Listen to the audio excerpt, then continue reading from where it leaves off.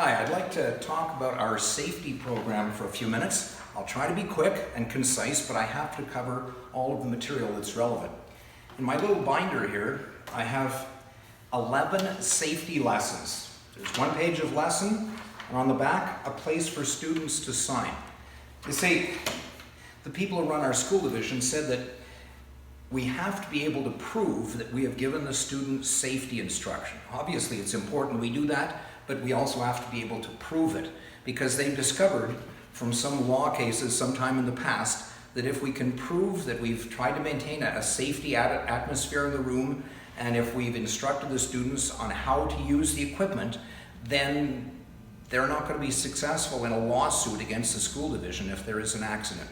And also, if the students follow the instructions that I'm going to give you, there won't be an accident. In fact, in my room, I've been a teacher for 46 years. There's only been one accident, one significant accident. A fellow almost cut a finger off, but he was using drugs. I'll talk about that later on. But for now, I want to make the point that our safety program is as follows. I'm going to give you a safety lesson. That means I'm going to talk to you about everything on this piece of paper.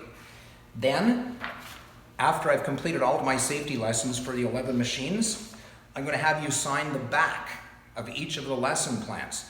Now, there's always some people who are absent and some people who are joining the class a week or two late. So these safety lessons, the one that you're looking at right now, are on YouTube, because I can't be doing these same lessons over and over and over again for each student as they come to class. So I'm trying to make things efficient for my class, and I think it's going to make things work well for other people in other classes as well. Other teachers are welcome to use my information.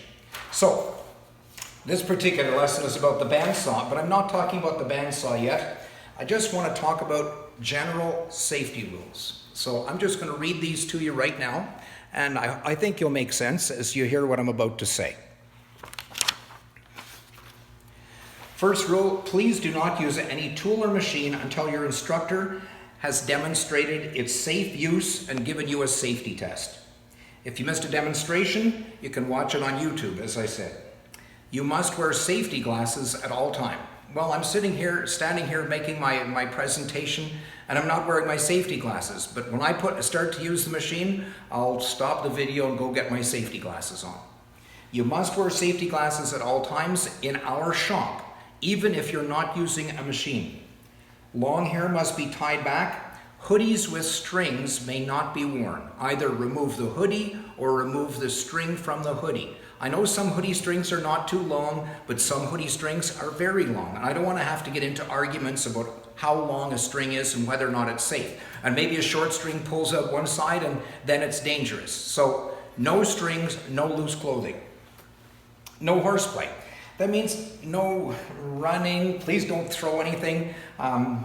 Don't play with sawdust. I know it's funny to put some sawdust on somebody's back, but it's been done quite a few times. Please, in that we try to maintain a safety attitude, and fooling around like that contributes to the possibility that there could be an accident. Please be sensible. Next, beware of kickbacks. I'll explain kickbacks when I get to the machines where kickbacks are possible. You don't stand in a danger zone. Don't stand where something might kick out of a machine and hit you. Next, use push sticks to maintain a safe distance between your hands and blades or cutters. And some machines I ask you to keep your fingers 6 inches away, and others it's only 2 inches. I'll tell you as we go through the various machines. Next, if you have to change a blade or cutter, and in my shop, the only cutter that students ever change is the cutter on a router. And if you have to change a blade or a cutter, pull the plug on the machine so that it can't accidentally turn on and hurt you. Next, and this is an important one, if you are impaired by drugs or alcohol, please do not use machines. In fact, I would say if you're stoned, if you're impaired, it'd be best if you just did not come to school. As I said, I've only had one significant accident in all these years, and that fellow was definitely impaired. I'll talk more about him when I get to talking about the bandsaw. I have 2 other shop rules. Please stay focused on your own project. Please don't just wander about the room visiting with other students. Stay on task. And number 10, Please don't wander off. If you have to leave the shop, and everybody has to leave now and then for some reason, usually to go to the bathroom, just check in with me, ask permission, I'll never say no, and then take a hall pass as you leave the room.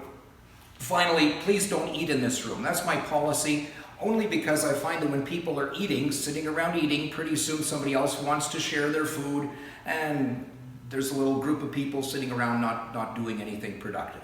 So eat at recess or eat before you come to class, but please don't eat in this room. And at the bottom, I have a little paragraph here. It says, students sign the back of this sheet and the back of all of the other lesson plans to indicate that they have received this instruction and agree to abide by the rules outlined in the lessons. So that's what you will do. But as I said, you'll do that after you've been given all of our safety lessons. So that's it for our introduction.